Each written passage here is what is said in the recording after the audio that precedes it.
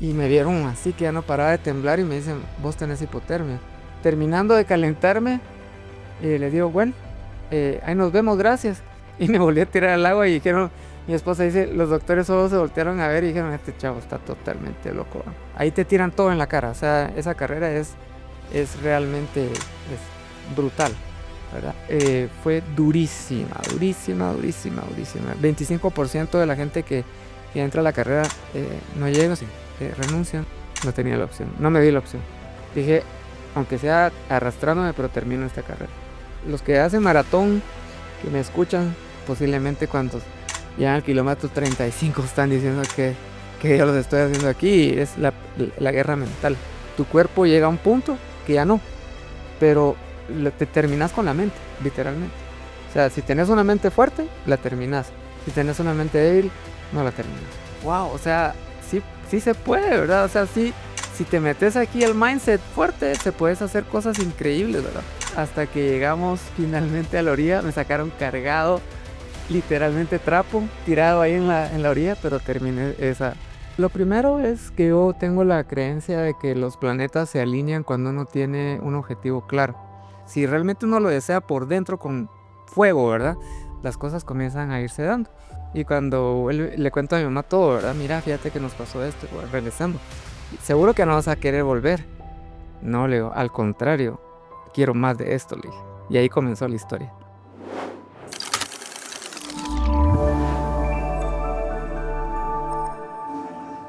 Bueno, bienvenidos a otro episodio de Sin Filtros con Sergio Izquierdo y tenemos hoy a Miguel. Miguel, no es el del meme, sino a Miguel Sagastume, un crack que ha llegado a correr en diferentes partes del mundo, desde los lugares más calientes del mundo hasta el congelado frío de la Antártida, sin la ayuda de nadie financieramente hablando. Se ha abierto las puertas. Este va a ser de inspiración para muchos que quieren no solo emprender algo de deporte en su vida, sino algo en su vida como cualquier cosa. Súper inspiracional, así que bienvenido, muchísimas gracias por venir, Gracias. Miguel. Y este también es tu lugar también para poder contarnos tu historia. Gracias, pues un honor estar acá, impresionado de lo que has hecho en tu vida vos también y listo para conversar y contarles anécdotas, lo que quieras. Aquí estoy para servirles y muy, muy agradecido de la invitación. No, buenísimo. Ujú. Bueno, contame desde chiquito cómo empezó tu amor, porque sé que eres amante de la naturaleza y amante del deporte. ¿Cómo empezó? Bueno, si nos vamos así a todo ese tiempo atrás, yo viví en Cobán. Yo crecí en Cobán toda mi vida y vivía enfrente de una finca de café de unos alemanes. Y mi vida trascendió desde los 4 años para adelante, porque sí, nací aquí en la capital y en el campo, ¿verdad? Entre los quechís y las lagunas y los ríos de Cobán, que en esa época pues todavía estaban bastante pristinos, el pueblo no era muy grande y esa conexión desde siempre me sentía como que era parte de eso, ¿verdad? Y a los 9 años tuve una experiencia de esas que cambian, ¿verdad? La vida. Y me inscribí con los Boy Scouts. Y resulta que tenía una excursión a una laguna en San Cristóbal, cerca de un lugar llamado San Cristóbal Alta de Verapaz. Y caminamos, bueno, era la primera vez que salí de mi casa, solo, 9 años creo que tenía. 3 días fuera del comfort, ¿verdad? Eran 3 días, 2 noches y 3 días en el campamento. Chiquito para eso.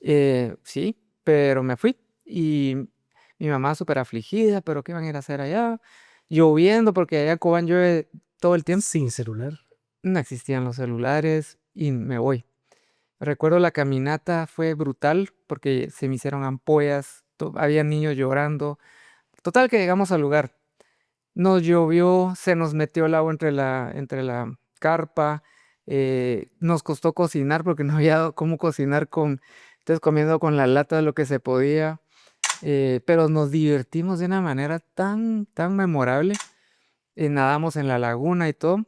Y cuando le cuento a mi mamá todo, ¿verdad? Mira, fíjate que nos pasó esto, regresando. Seguro que no vas a querer volver. No, le digo, al contrario, quiero más de esto, le dije. Y ahí comenzó la historia. Y ahí te quedaste con los Boy Scouts durante mucho tiempo. Me quedé hasta los 14 años con los Boy Scouts. Sí, seguí haciendo toda locura de aventuras con ellos. Aprendí nudos, aprendí a cómo sobrevivir en el campo, aprendí a... Todas si alguien ha estado en los Boy Scouts sabe de lo que estoy hablando, ¿verdad? Te enseñan, o te enseñaban, no sé cómo será ahora, pero realmente te enseñaban un montón de técnicas de survival, digamos, de cosas preciosas, ¿verdad? Y eso me quedó adentro, ¿verdad? En mi niñez, y ahí comienza toda mi inspiración con el tema de la aventura. Aparte, otra cosa que me inspiró fue la lectura. Comencé a leer de muy pequeño, a los 9 años, y soy un lector ávido todo el tiempo. Pero las historias que me movieron fueron, por ejemplo, Robinson Crusoe de Defoe, Julio Verne. Y comienzo a leer esas cosas y digo, no, yo quiero conocer el mundo y quiero conocer todo el mundo. Me lo quiero comer. Viviendo en Cobán. Viviendo en Cobán a los 10 años y le dije a mi mamá, yo quiero conocer todo el mundo. Eso es that's what I wanna do, ¿verdad? Eso quiero hacer. Y ahí comenzó la pasión por eso. Y de ahí, la otra inspiración fue mi padre. Mi padre era campeón nacional de natación en su época. Eran pilísimas para la natación, era aventurero. Él tenía una finca, entonces le gustaba el campo. Me llevaba a pasar penas, porque literalmente él no era de los papás así suavecitos, sino eran los papás que te hacían caminar, te hacían dormir en un rancho, lo que fuera. Y entonces eso me formó mucho para no tenerle miedo pues a las incomodidades y al cansancio. Y entonces mi padre es otro de los artífices de todas estas aventuras. ¿Todavía vive tu padre? No, ya falleció hace 9 años. Ah, lo siento mucho. Ujú. ¿Y después a los 14 te viniste para Guate o dejaste, o qué pasó? Ahí me vine a Guatemala, fue horrible. Para mí sigue siendo un trauma que nunca lo superé. Realmente venir de ese ambiente tan natural, lluvia, animales, lagos, ríos, libertad, porque allá podía salir yo a caminar sin problemas. A venirme aquí a la ciudad fue una cosa espantosa, ¿verdad? Cemento, carros, todo. Em, bueno, me vine a estudiar, estuve estudiando aquí toda la secundaria, pero muy joven, a los 17 años me fui de Guatemala. Ya no quise estar acá. Y le dije a mi mamá y a mi papá, yo no puedo vivir en este lugar, no me gusta. No, me metieron a la universidad casi a la fuerza porque salí muy joven del colegio, a los 16 años. Me metieron a la U, mi papá quería que fuera ingeniero como él, le digo, esto no me gusta, Leo, y no lo voy a hacer. Yo quiero ser piloto, aviador. Piloto de oro. Ujú. Y eso es lo que quiero ser, o ser marino. Quiero meterme, ser marinero, le decía, porque quiero conocer el mundo. Y me fui, literalmente a los 17 años. Hablamos con una familia, amigos de mi papá que viven en Washington State, y me fui a estar con ellos 3 o 4 meses y luego me moví con unos amigos, eh, amigos así medio locos que vivían en Vancouver, cerca de Vancouver, Canadá, en una pequeña comunidad mitad india, o pues indígena, digamos, Activa. nativa, perdón, A mí me regañaron que hice un sí. video y me dijeron, no son. No, es que de hecho indios son los de India, Ah, para comenzar, no nativos. Entonces, estuve en esa comunidad, luego logré conseguir cómo irme a estudiar aviación a Florida. A los 18 años, ya a los 16 años ya estaba volando.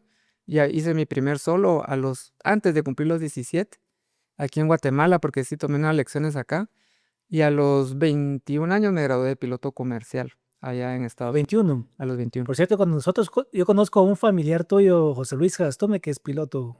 Ah, No sé pues si lo has conocido o no. está en la sangre, no lo conozco. Pues ahí te lo voy a presentar, Ah. es tipazo. Es con el piloto, con el único piloto en ala rotativa con el que hacemos tomas locas, peligrosas. Lo que siempre quise hacer fue la rotativa, nunca lo logré, solo a la fija.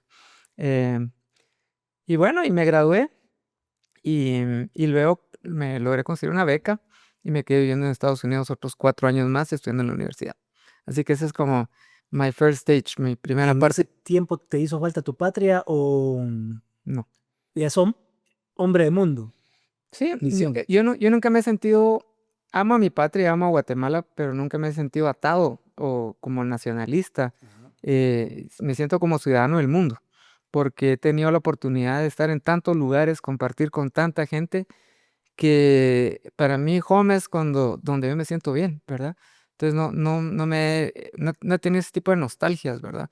No me hicieron falta los tamales, ni las tortillas, ni nada. Claro, cuando venía me encantaban, pero a donde iba quería saber qué comían ahí, qué hacen ahí, y hacía lo que hacían ahí, y me adaptaba muy rápidamente. O sea, nunca tuve un problema de adaptarme, eso nunca me ha sucedido. Entonces, Mm, ¿te graduaste de aviador ujú. y ejerciste la profesión No. o hasta ahí quedó? Ya soy Mi piloto y mi gracias. objetivo era ejercer la profesión, pero justo cuando estaba buscando trabajo, me sale una beca, full beca, para estudiar en la universidad allá en Estados Unidos. Entonces era el dilema, ¿qué hago? ¿Me quedo de piloto o me meto a la U? Y muchos me decían, mira, piloto tiene su vida Dura. útil y es dura porque tienes que estar viajando todo el tiempo. Muy bonito de joven, pero ya con familia y todo, no sé si te va a gustar. Y me metí a la U y ahí me gradué en marketing, que es la carrera que siempre he ejercido. ¿Y cuándo empezaste con la parte de deporte? Bueno, Después de... hubo un lapso, ¿verdad? De los scouts. En Guatemala realmente no hice mucho deporte en esa época joven, digamos. En Estados Unidos sí comencé a meterme en temas, por ejemplo, de mountain biking, que aquí ni se oía. Compré una mountain bike que todavía la tengo, tiene como 30 años. Que aquí cuando la traje la gente decía, wow, qué cool, ¿y de dónde salió esa cosa, verdad? Porque era, No, eh, usted solo en BMX. ahí fue donde alguna vez lo conocía, pero vi a Juan Carlos, que él era un super champion en eso, ¿verdad? En mountain biking. Y bueno, allá en los estados me metí en mountain biking, a hacer trekking, a meterme a las montañas de donde vivía. Viví en Arkansas también, que ahí fue donde me gradué en la universidad. Entonces me metí a hacer rafting, me metí a hacer todo. Entonces volvía el ciclo de Cobán, digamos, de esa naturaleza, volvió a reintegrarse porque tuve la oportunidad que mi universidad estaba a la orilla de las montañas de Ozarks, en Arkansas. Entonces volvió toda esa energía del campo, de río, de lagos, de todo. Y ahí comencé a hacer un poco de deporte, pero nunca me metí en serio. Solo lo hacía porque me encanta el outdoors, ¿verdad? Pero no tenía una disciplina como la que tengo ahora, digamos, de daily, tengo un plan de trabajo, ¿verdad? Entonces, en ese momento era más espontáneo, más, vámonos a la montaña, vámonos a whatever, a un rafting, vamos a meternos a un lago, vamos a... Y conseguís allá en la U tus cuates que hacen, ¿no? Hacían lo mismo. Eran todos como en la U, y los gringos en general son muy aventados a hacer esas cosas. Agarramos un pick-up viejo, nos íbamos a meter a una montaña, hacíamos camping 3 días, regresábamos a la U y esa era nuestra vida. Entonces tenía todos, yo nunca tuve el pelo largo porque nunca me gustó, siempre fui pelón, así me rapo porque sí tengo pelo, Para la pero, aerodinámica. por la cabal. Pero estos mis amigos peludos, de aquellos tipo, no sé, como grunge, no sé, así, muy aventados y muy alegre, la verdad, la pasamos súper, súper. Entonces ahí me reintegré con el tema campo, ¿verdad? Y me costó mucho porque tuve que regresar a Guatemala, la beca me obligaba a regresar, entonces volví otra vez a la ciudad, pero bueno, ahí es donde ya comienza otra vez otra etapa grande de mi vida, ¿verdad? ¿Tuviste una época, estuve investigando, vos, Ujú. que pasaste por una prueba de depresión? ¿Eso fue, en qué momento fue eso? Bueno, cuando vengo acá a Guate, ya me había graduado, estaba con la carrera de marketing y me dicen, eh, ¿qué vas a hacer? Bueno, voy a conseguir un trabajo y tuve la fortuna de conseguir muy buenos trabajos. Trabajé con Kellogg's, trabajé con New Zealand Milk, como brand manager en empresas muy grandes, pero el trabajo me tenía agobiado, o sea, era intenso, ¿verdad? Ya sabes cómo es una corporación. Entonces, y era trabajo a nivel regional, me tocaba estar viajando y no paraba. Y comencé a engordar, me comencé a sentir lento. Todavía veo fotos de ahí a los 30 años y parezco más viejo de lo que tal vez me parezco ahora, ¿verdad? Estaba gordo, eh, ya no podía ni correr 3 kilómetros, ¿verdad? Y entonces dije, no, no, esto tiene que cambiar y comencé a sentirme pues, de bajón, ¿verdad? No me estaba gustando mi vida. Y dije, ¿será esto todo, verdad? En la vida, de estar trabajando. Pues ganaba plata bien, estaba, digamos, económicamente bien. A nivel carrera iba bien encaminado, ¿Vos pero estabas casado todavía? me casé y me divorcié también en esa época. O sea, fue una breve parte de mi historia y entonces encima de todo ese feeling de no sentirte cómodo con vos mismo, vieron esos problemas, entonces todo se acumuló y ahí fue donde fue el break. Ahí dije, no, esto tiene que parar y ahí fue el cambio radical. O sea, Solito, o sea, dijiste hasta aquí. así como un full stop. Esto ya no puede seguir, voy a cambiar. Y ahí comienza... ¿Y renunciaste al día siguiente o qué? No, no renuncié, seguí trabajando. Tuve, pues, como te decía, buenas oportunidades laborales. Pero lo que paré fue, pues, la parranda, paré muchas cosas que no me estaban ayudando, la comida, comencé a controlarla. Pero lo más chistoso es que fueron cosas que los cambios que hice fueron como muy radicales. Digamos, por decirte algo, una vez me dicen, mira, va a haber un grupo de ciclistas que se van a ir del Parque Central al parque de Guate al Parque Central de Cobán. ¿Lo viste, Edgar? Porque Ni es ciclista. apunta, ni, o sea, ni en mi vida había recorrido 30 kilómetros en bici. Menos Paco. ¿Va? Y entonces y me dice un cuate, vámonos. Y él sí era ciclista. Yo te consigo una bicicleta. Una, una cosa que pesaba como 40 libras esa bicicleta, una porquería de bicicleta. Y nos vamos, me recuerdo, salimos del Parque Central a las 4 de la mañana. La idea era llegar el mismo día, por supuesto, a Cobán. Yo no sé cómo llegué a Cobán. Yo fui el penúltimo que llegó. Todavía le gané uno más viejo que yo. Pero llegué literalmente sin piernas, sin nada. No sé ni cómo no me deshidraté porque no llevaba suficiente agua. Me quedé sin agua ahí por la subida al rancho. Y una señora me vio palideando y me regaló una Coca-Cola. Me recuerdo la mejor Coca-Cola que he tomado en mi vida. Y ahí anuncio para Coca-Cola. Y bueno, y terminé y dije, wow, o sea, sí, sí se puede, ¿verdad? O sea, sí, si te metes aquí el mindset fuerte, se puedes hacer cosas increíbles, ¿verdad? Y bueno, y terminé esa aventura. Y esa fue tal vez una de las primeras así radicales, ¿verdad? Porque son, ¿cuántos? 210 kilómetros Regresando a tu casa. regresando a mi casa. Y creo que ahí se cerró un ciclo de la lejanía a acercarte de nuevo Raíz. a raíz de todo sentido, a nivel interno, espiritual, digamos, y a nivel de físicamente, el lugar, ¿verdad? Y fue muy trascendental esa aventura. Y ahí comienzo a hacer un montón de aventuras acá en Guate que me fueron dando la confianza interna, de decir, yo puedo hacer más. Y vuelve en algún momento de todas esas aventuras la idea de 9 años. Ahí comienza, como te digo, el loop a cerrarse, ¿verdad? Decir, bueno, yo decía que quería darle la vuelta al mundo, ¿por qué no lo voy a hacer, verdad? Y ahí comienzo a pensar en grande, ¿verdad? En ese momento. ¿Y cómo, bueno, renunciaste o seguiste trabajando Yo siempre seguí trabajando, para nunca, poder sí, empezar? sí, no, no. ¿Cuál fue tu primera aventura entonces después de, digamos, fuera de eso que vos dijiste, quiero ir, no sé a qué destino, no te me vas a contar el destino, Ajá, que vos dijiste, voy a ir a este destino? ok. Antes de llegar a esos, te cuento 2 o 3 cosas que hice acá que también me dieron mucha confianza. Otra vez, así como la historia de la bici, me dice, mira vos, va a haber atravesarse el lago de Atitlán, del Cerro de Oro a Panajachel. Son 8 kilómetros, ¿te animás? Yo no había nadado ni 2000 metros en mi vida, o sea, 2500 tal vez. Démosle, yo le hago ganas y me voy. Igualmente llegué de penúltimo también en esa ocasión, Ya me mucho, 8,000 y todo. pero en ese momento estaba dating a quien es mi esposa, ella es norteamericana y es también aventurera y todo, y ahí estaba mi hija con ella, porque yo tengo una hija anterior a la hija que tuvimos con mi esposa, y las dos me estaban esperando en la orilla de Pana, y yo decía, yo no les puedo fallar, no puedo no llegar. Y no te imaginas lo difícil que me costó nadar 9000 metros, pues, los 9 kilómetros. Uno piensa que es ahí nomás. Es horrible, o sea, yo estaba palideando, ya no llegaba, ya solo chapoloteando, como decían ahí. Mi esposa se afligió porque yo no aparecía, ya todo el mundo había llegado y no aparecía yo. Y entonces pidieron un kayak y fueron a encontrarme, pero yo no podía tocar el kayak, Si no te escribo. porque si no me descalificaban y no me toqué, le decía, yo voy a llegar. Y ahí se fueron a la par mía hasta que llegamos finalmente a la orilla, me sacaron cargado literalmente trapo, tirado ahí en la orilla, pero terminé esa aventura también. ¿Cuánto tiempo tardaste? Ay, no sé, tal vez unas 3, 4 horas, no sé. ¿Y fue en la mañana o fue En la mañana. Porque si no, en Chocomil te hubieras... Ah, sí, no fue en estaba calmado. Es decir, no estaba picado, pero sí fue brutal.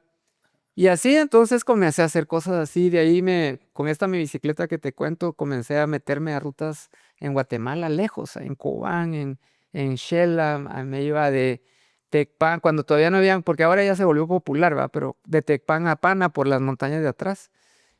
Salías ahí por Santa Catarina, Palopó, y me iba en solitario y me encantaba y le daba, ¿verdad? Entonces comencé a realmente a fortalecerme nuevamente, ¿verdad? De ahí me dicen, mira que hay triatlones, ¿no te metes a uno? Sí, metámonos. Y comencé a hacer triatlones. Digamos, nunca fue un gran triatleta, ¿va? Pero las hacía, las terminaba. Y todo eso me comenzó a dar mucha autoconfianza, decir, bueno, se puede. Y ahí fue donde comienza toda la fortaleza. Pero me preguntabas dónde comencé, ¿verdad? La primera gran aventura. Ajá. Esa fue también interesante, como casi todas las que he hecho. Yo estaba trabajando para New Zealand Milk. No, perdón, estaba trabajando para la Embajada Británica y había trabajado con New Zealand Milk muchos años como brand manager y luego trabajé con la Embajada Británica, era el asesor comercial del embajador. Me tocó ese rol por 5 años más o menos, pero la embajada era aburrida. Trabajar en una embajada no es así el excitement de marketing ni nada, ¿verdad? Era muy Diplomático. diplomático todo y me estaba volviendo loco del aburrimiento. Y un día así como la nadada y así como la bici, yo quiero, yo quiero ir a Nueva Zelanda, ¿verdad? ¿Qué pasaría si voy y pido vacaciones ahorita y le doy la vuelta a la isla sur de Nueva Zelanda en bicicleta? Entonces me puse a investigar en ese momento, literal, fue un lunes. Nueva Zelanda, comencé a investigar dónde rentar una bicicleta, porque era rentada. ¿Cuánto costaba el ticket? Y una vez llamé a la señora que nos hacía los boletos ahí en la embajada. Mire, un ticket de aquí a Christchurch, en la isla sur de Nueva Zelanda. Y literalmente en menos de... Y ahí, por su fortuna, dentro de la embajada estaba el consulado de New Zealand. Entonces la visa me la dieron ahí mismo, así solo, literal, solo llegué y ahí está tu visa, y vete. Cero problemas. Entonces me fui y ahí fue mi primera gran aventura internacional. En Nueva Zelanda recorrí toda la isla sur en bicicleta, autosostenido, cero planes, no tenía ni siquiera un mapa hasta que llegué allá. Solo para contarle que son autosostenidos aquí a la audiencia. Yo llevaba mi propio equipo, mi propia comida, mi ropa, no tenía un colero como le dicen acá, o alguien que te vaya cuidando, no tenía un team que me estaba dando agua ahí más adelantito, sino todo lo tenía yo a bordo de mi bicicleta. O sea, yo tenía lo que se llaman panniers atrás, ahí metí el equipaje y fue una experiencia trascendental. New Zealand es tal vez el país más lindo que he estado en el mundo. Es espectacular, es precioso, precioso. O sea, yo desconozco ese lugar, todavía no lo he visitado. Tipo los paisajes que salen en El Señor de los Anillos. Total. Depende de dónde estés, porque del lado, inicié de Christchurch y me fui por el lado oeste. El lado oeste se parece mucho como al lado este de Washington State. Es así, dry, seco, montañoso, no es frondoso. El landscape es así ondulado, montañoso y todo, pero no es verde como uno cree que es Nueva Zelanda por todos lados. Aunque cuando vas pasando hacia el sur, te encontrás con el Mount Cook. Impresionante, ¿verdad? Aquella fotografía del volcán nevado a la par tuya, con un lago abajo, pasando en bicicleta, eso era así como, Parece mentira. parecía mentira. Y más abajo sí se volvía un poco más seco, ¿verdad? ¿Y te echaste cuántos kilómetros? 1200 kilómetros, más o menos, en bici. ¿En cuánto tiempo? Ajá. Bike time fueron como 15, como 18 días, pero como iba parando, iba turisteando, como 24 días me tardé, 26 días me tardé en todo el tour que hice. Ujú. ¿Y tu familia qué dice? En ese momento no estaba casado. casado. No, estaba divorciado, no tenía una novia, pero no, nada, o sea, No no sé. estaba claro. No, yo le dije, ahí nos vemos. Ahí te mando fotos. Cabal, entonces sí, no tenía ese tipo de anclas. Y decía yo cabalmente, this is the moment, ¿verdad? Esa es la oportunidad para hacer una cosa así. Después no sé, tal vez voy a estar comprometido con algún trabajo, proyecto y no me voy a poder mover con esta libertad. Y sí fue liberador hacer eso, ¿verdad? Y cuando vos haces estas giras, ahorita vamos a ir a hablar más de las otras giras que te dio hasta la Antártida, pero vamos a dejar picados. Ujú. Cuando has hecho estas giras, ¿te has quedado sin plata o has empezado sin plata y ha habido un milagro? ¿Cómo y cómo lo manejas también con el tema? Son dos preguntas diferentes. Ahora cuando estás casado, Ajá. porque no es lo mismo decir yo me gasto dinero para mis proyectos, que vos sabes una familia que tiene sus necesidades, Claro, porque claro. no, o sea, desconozco cuál es el pensamiento y todo eso de tu esposa, pero hay quienes quieren tener una casa más grande, un carro más grande. Ujú. ¿Cómo manejas eso y cómo manejas lo otro? Lo primero es que yo tengo la creencia de que los planetas se alinean cuando uno tiene un objetivo claro. Eh, Uno tiene que expresar, uno tiene que manifestar que uno quiere hacer algo y no sé cómo, porque yo diría que es alguna fuerza espiritual de Dios o como lo querrás ver, pero si realmente uno lo desea por dentro con fuego, ¿verdad? Las cosas comienzan a irse dando. Entonces, ¿qué hacía yo? Bueno, uno, ahorrar, ¿verdad?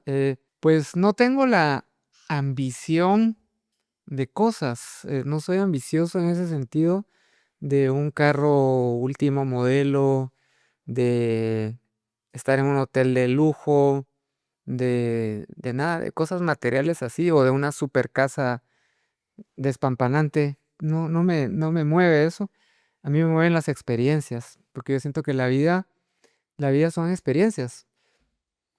Uno puede lograr mil cosas, pero no te llenan. En cambio, las experiencias sí. Para mí, por lo menos, ese es el. Entonces, al no tener esa inclinación a las cosas, em, me ha permitido liberar pues mucho capital, ¿verdad? Porque si no me lo gastaba o en parrandas, por ejemplo, pues sí, no te voy a decir que no me va a tomar una cerveza y salir con amigos, me encanta, pero no era todos los fines de semana a matarme 5,000 quetzales o 3,000 quetzales de fiestas o qué sé yo. Entonces todo eso, ese dinero lo fui moviendo hacia mis objetivos y era un proceso de a veces de 2 años de tener la plata para lograr hacer X o Y proyecto. O sea, que no salieron overnight, ¿verdad? De mañana me voy y, y tengo en el banco 100,000 dólares, ¿verdad? Eso no ha sido nunca así. Solo en Nueva Zelanda.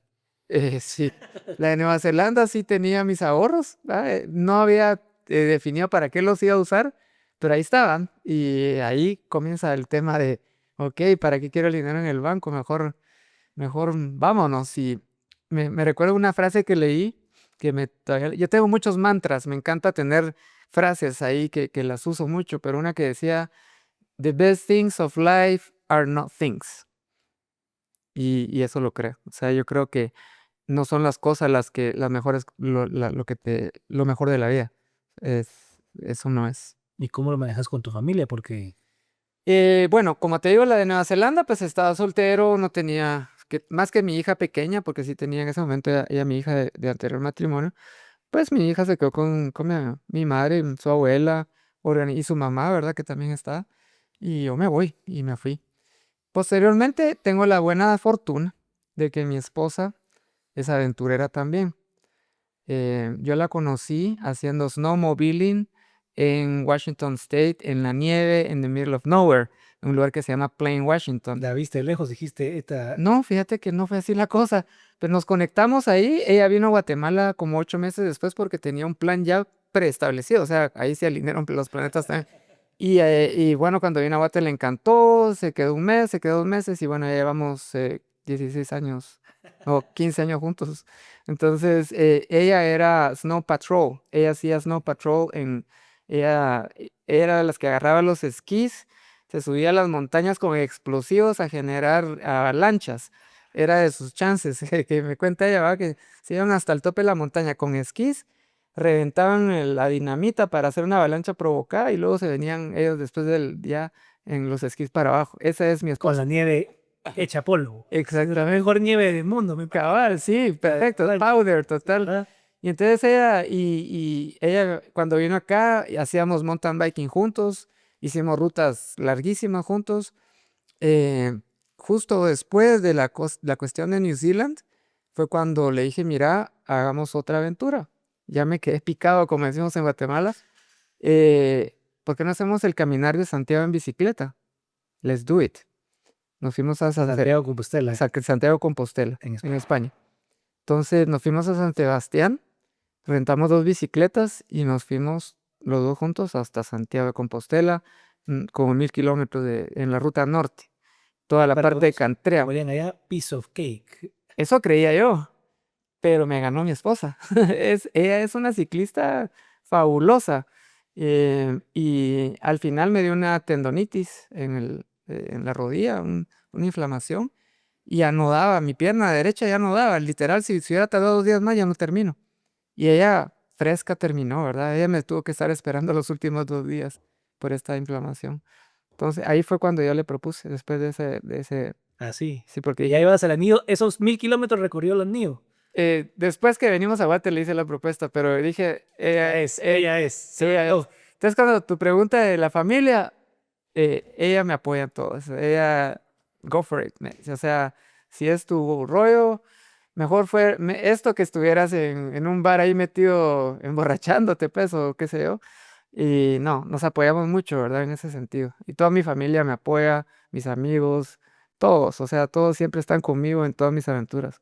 Tengo una familia muy, muy bonita, y somos muy así de armas tomar y let's do it y ahí estamos. Ujú. Bueno, entonces en ese momento ya llevabas 5 países. Sí, bueno, llevaba New Zealand, llevaba España, eh, Canadá. Canadá, Esto- bueno, sí, si contamos eso, sí había viajado bastante, incluso cuando estuve en New Zealand Milk, la empresa, estuve viajando mucho a Asia, a América, Suramérica, entonces tuve la oportunidad de conocer, pero no andaba haciendo necesariamente deporte, era más que todo de negocios. Em, ¿Y de ahí qué viene? De ahí viene lo heavy. De ahí viene lo heavy, vamos a ver. Después de Santiago, ¿qué pasa? Eh, Comienza la cuestión de qué más hago, ¿verdad? Y dije yo, bueno, me voy a poner un propósito puntual y es hacer una aventura extrema todos los años. La tengo que hacer todos los años. ¿Y qué hago? No sé. Entonces, esto fue ya más adelantito. Vino otra. Esa fue masacre también.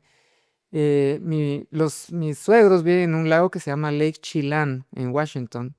Googlealo o googleenlo los que me están oyendo, es un espectáculo de lugar. Es como ver un fiordo de los de Escandinavia, larguísimo, tiene 75 kilómetros de largo, por 3 4 kilómetros de ancho, es una culebra. Es impresionante, el agua pristina, limpia, creo que no hay plásticos ahí como lo estábamos hablando hace un rato, porque sí, no, no, de hecho es muy, muy limpio, puedes tomar el agua del lago, literal. Em, y entonces me propuse atravesar el lago a lo largo. Esa fue mi tercera aventura así, masacre, antes de meterme a los ultramaratones. 75 kilómetros. Sí, ahora vas Nadando, güey. nadando, nadando. Llegamos en junio a ver a los suegros. Yo ya tenía el plan, ya había estado entrenando. Y le digo a mi suegro, ¿y qué vas a hacer? No, voy a intentar cruzar el lago. Ah, sí, pero de aquí para allá, porque ya lo había hecho, ya me había cruzado. De hecho, la primera vez que me conoció mi suegro, se quedó impresionado porque me tiré al lago y me lo atravesé a lo largo, que eran como 4 kilómetros, ¿verdad? Y dice, puchis, esto nunca lo había visto, ¿verdad? Y ahora le digo, no, a lo largo, ahora a lo largo, le digo, estás loco, me dice, estás totalmente loco, pero good try. Y él tiene una lancha y su hermano tiene otra y me fueron a acompañar a la punta del lago que se llama Stahican. El agua estaba alrededor de 9 centígrados. Era literal el cold plunge que está de moda, era poco, ¿verdad? Sin embargo, me puse un wetsuit de natación, pero era Comodísimo. incómodo y ahí fue el error que cometí. Hay una lección aprendida.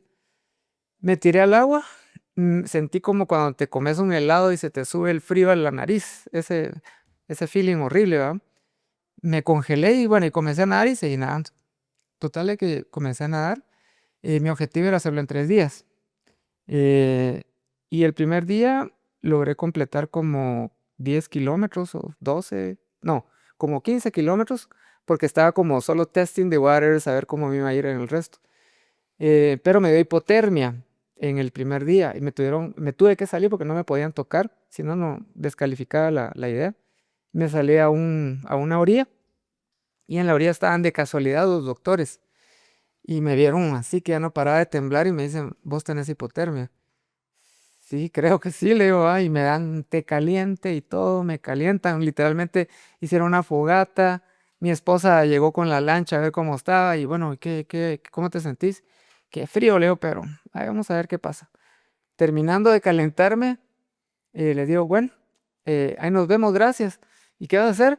Seguir nadando. Y me volví a tirar al agua y dijeron, mi esposa dice, los doctores solo se voltearon a ver y dijeron, este chavo está totalmente loco. ¿Va?". Y me volví a tirar y seguí nadando.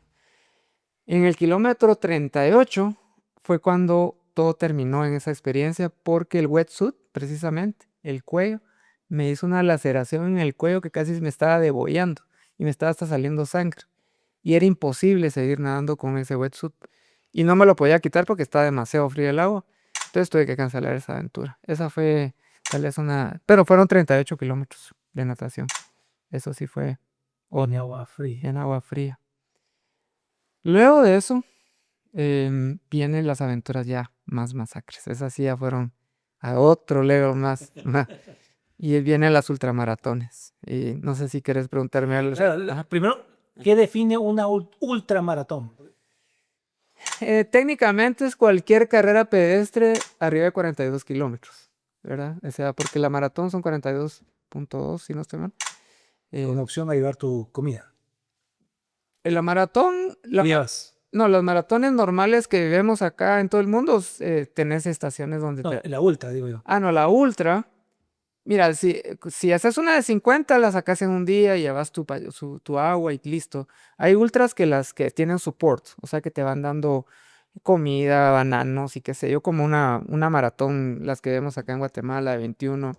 Ya empezó la onda de los ultramaratones. Cuando yo hablaba de ultramaratón, nadie sabía que era eso en Guatemala, ahora ya se volvió popular. Em, pero bueno, la primera que hice fue de 250 kilómetros, la primera ultramaratón en el desierto de Atacama, Chile. Esa fue mi primera aventura. ¿Cómo pasó? Mi esposa, ella fue la que me picó. Me dice, mira, fíjate que yo escuché que hay una carrera en Chile, en el desierto, de ultramaratón de 250 kilómetros. Sol. Solo eso me dijo. Yo, sounds interesting. Hagámosla, la voy a hacer. Estamos hablando como 8 meses antes de la carrera. Comencé a entrenar como endemoniado. Todos los días bajé como 15 libras de peso. Comencé a correr con mochila en la playa ahí en Monterrico. Al mediodía. Eso era lo que todo el mundo decía. Realmente se volvió loco, ¿verdad? Porque la gente me veía corriendo con una mochila enfrente en la playa al mediodía. Y mi objetivo era aclimatarme al calor y a la arena, ¿verdad? Entonces estuve entrenaba 3, 4, 5 horas en la playa. Y eso fue una parte de mi entreno. Y haciendo montaña también, porque ahí la carrera empezaba a 3.200, 3.500 metros. Es que la arena, ¿vos? Bueno, ahí es arena, piedras, salares, todo. Ahí te tiran todo en la cara. O sea, esa carrera es realmente brutal, ¿verdad? Hay carreras ultramaratones. De hecho, las ultramaratones que hice, si lo quieren googlear también, son de Racing the Planet, se llama la organización.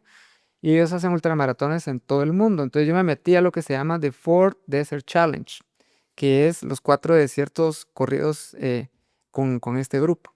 Uno es Atacama, otro es Namibia, el desierto Namib Desert en Namibia, África. El otro es el Gobi Desert en Mongolia. Y el último del reto es Antártica. Sí, la gente no sabe que Antártica es un desierto. Es un desierto, precisamente. Le llaman de Last Desert, le llaman esa carrera. La única ultramaratón en el mundo que se hace en Antártica. Hay maratones que hacen en otras partes, pero maratones, ¿verdad? Que hacen en otras partes de Antártida, pero ninguna ultra aparte de esta, ¿verdad? Total de que empecé a entrenar, me preparé, no sabía lo que iba. Fue durísima, durísima, durísima, durísima. 25% de la gente que que entra a la carrera, no llego, sí, renuncian. Y para darte una idea, en la mañana a 0 grados. El desierto de Chile, si alguno ha estado en Chile, 0 grados, freezing cold, la verdad, sí, total. Y a las 11 de la mañana, 45 grados, ¿verdad? Ese es todos los días son así. Los picos de. Uno nací en Zacapa, dijiste de- vos, en Obregón. pero en Zacapa nunca llegaste a hacer frío, te morís del calor día y noche. Ahí sí te morís del frío en la mañana y calor en la tarde, ¿verdad? Entonces, pues la carrera va en etapas, son 6 días. Autosuficiente quiere decir que nosotros llevamos a bordo toda la comida para toda la semana. Llevamos la ropa o los implementos que necesites, una parte ¿cómo se llama? De first aid, y ya, das todo lo que llevas en una mochila. Y agua. El agua te la van dando, llevas 2 pachones, un pachón de electrolito y un pachón de agua. Esto lo llevamos y nos dan cada 15 kilómetros, entre 10 y 15 kilómetros hay una estación. Lo único que nos dan los organizadores es agua. Sí, no sería imposible cargar todo eso. Si no, no cargar el agua no podrías cargar tanta agua. Serían litros de litros y cada litro pesa, ¿verdad? Total de que me fui a la carrera impresionantemente linda. Todos los días hacíamos una maratón, back to back. O sea, hoy corría una maratón, mañana otra maratón, pasado otra maratón. Las primeras 4 maratones back to back, la quinta era doble maratón el mismo día. Corríamos 85 kilómetros. En mi caso, ¿verdad? Porque había unos cracks que la hacían mucho más rápido que yo. Pero yo la hice saliendo a las 8 de la mañana. Llegué a las 2 de la mañana a la estación final. O sea, corrimos todo el día, literalmente, noche, y fue brutal. Pero no dieron ganas de rajarte. No, estaba determinado a que la tenía que terminar. Y fue el año que mi padre murió, o el año posterior, y lo hice en honor a él. Entonces, no podía fallarla. No tenía la opción. No me di la opción. Dije, aunque sea arrastrándome, pero termino esta carrera. Y gracias a Dios no la terminé arrastrando. Terminé bien. Pero sí, es parte de todo, ¿verdad? La determinación que uno tiene. Y el mensaje que siempre doy, porque a veces me hablo en colegios o en grupos, ¿verdad? Les digo, es que si uno quiere, puede. Decía Henry Ford, decía, si tú crees que puedes o crees que no puedes, siempre vas a tener la razón. Está bueno. Ujú. Y es otro de mis mantras, ¿verdad? Decía, bueno, si creo que no puedo, aquí me quedo, me tiro y se acabó. Pero si creo que puedo, voy a poder y se pudo, ¿verdad? Y esa fue mi primera serie de las ultramaratones que posteriormente comencé a hacer, ¿verdad? ¿Nunca has pensado, antes de que sigamos el siguiente, que me imagino que el siguiente es Namibia o el siguiente No, es la otra es Gobi? Kenia. Bueno, hice una en Appalachian Mountains, Ajá. en Estados Unidos, y después vino Kenia. En algún momento, no, tú dijiste que no te rajaste, pero en un momento dijiste que estoy haciendo aquí, ya es Sí. suficiente. Ah, sí. Creo que le pasa a todos, los que hacen maratón, que me escuchan, posiblemente cuando llegan al kilómetro 35 están diciendo que yo los estoy haciendo aquí, es la guerra mental. Y ahí es donde la diferencia entre quienes logran hacer endurance y quienes no. Y es cómo manejas tu mente, porque tu cuerpo llega a un punto que ya no, pero te terminas con la mente, literalmente. O sea, si tenés una mente fuerte, la terminas. Si tenés una mente débil, no la terminas. O sea, tienes que estar muy enfocado, muy determinado, muy resiliente, porque vas a tener malos días, como en la vida, ¿verdad? Terribles días que decís, wow, ¿cómo voy a terminar esto? Pero vas y terminas. O sea, así es. Así lo veo yo y así me ha funcionado. Vos sabías en ese momento que tenías tu primo, así dirían, igual de loco que vos. Es que lo entrevistaba justamente, a los que quieran ver después el video, después de ver pueden ver el del otro para que vean que como que el Sagastume y mi piloto, que también es bien loco. Ajá. El Sagastume lo traen en la sangre. Sí, mira, entre paréntesis, ¿verdad? Yo acabo de terminar un libro de toda la historia de los Agastume. Hice toda ¿cómo se llama? La historia, pero hay una palabra. Incluyendo la bandera en Belice. No. No, el Sagastume que fue allá. Sí. Sí, un militar que... Ahí han habido Sagastumes. Pues Sagastumes. Ajá. Los Sagastunes somos vascos de origen. Los vascos en su historia tienen muchas historias de gente muy aguerrida. Los primeros exploradores del mundo fueron vascos. El primer hombre que le dio la vuelta al mundo en barco no fue Magallanes, fue Elcana, el único que terminó. Magallanes se murió en Filipinas. Él no terminó. El que terminó fue Elcano con 25 marinos. Era vasco. Entonces los vascos tienen unas historias increíbles de fortaleza. Yo creo que por ahí ha de venir. Vivo sangre. Es una raza muy, muy fuerte. Y no raza, porque no son raza, pero bueno, una etnia, ¿verdad? Muy, muy fuerte. Y bueno, creo que de repente por ahí vienen algunos genes. Bueno, Cierro el paréntesis. cerré paréntesis. Fuiste a Kenia. Ok, entonces, terminando en Atacama, conocí unos holandeses, precisamente. Y me dijeron, mira, vamos a hacer una carrera en Kenia, una fundraising que se llama Moscatlón. Y la vamos a hacer en una ultra, pero como corres ultras, ¿no te querés venir? Y le digo, mira, no tengo dinero. Te invitamos. En serio. Qué bueno, ¿qué es eso vos? Antes no ha salido carro, te ahorras. Esa es la única que no he pagado yo, güey. Yo así como, Buen tip, ese es un tip. ajá, yo, Quiero, pero no tengo pisto. ajá, sí, no tengo la plata, le digo, te invitamos, pero te pago después. No, ahí te invitamos. Como eran tres. En serio, venite pues y nos vamos. Y me voy. Literal, le digo, ahí creo que ya estaba casado. Y le digo a mi esposa, mira, me invitaron a Kenia, ¿va? Me voy, le digo, yo ni 2 veces, ¿verdad? Y entonces fuimos a un lugar espectacular que se llama Narok, que está en el área ¿cómo se llama? Te dije, Serengeti, donde están, si vos viste esa película de Lion King, ahí es la realidad. Ahí están los leones, ahí están todos los animales que podrás imaginarte, ¿verdad? Por supuesto no corrimos en el parque, si no, no duras ni un día, ni una hora creo que duras. Corrimos en un área que sí habían jirafas y sí habían animales grandes y podían haber habido leones porque nos dijeron, hay una chance pero y vos que has estado en África, sabes cómo es eso, ¿verdad? Entonces hicimos una ultra, esa sí fue de un día, fueron de 85 kilómetros. Esa fue One Day Adventure. Pero fue una experiencia increíble, ¿verdad? Al otro día hicimos todo el safari, atravesamos un parque nacional de Kenia, increíble, ¿verdad? O sea, Y te fuiste con estos cuates que son así súper altos y... sí, te voy a enseñar una foto. Yo aquí, y aparte que soy chaparro de naturaleza, ¿verdad? Pero esto sí era, como todos los holandeses, ¿verdad? Son el grupo más alto del mundo, las mujeres y los hombres más altos son holandeses.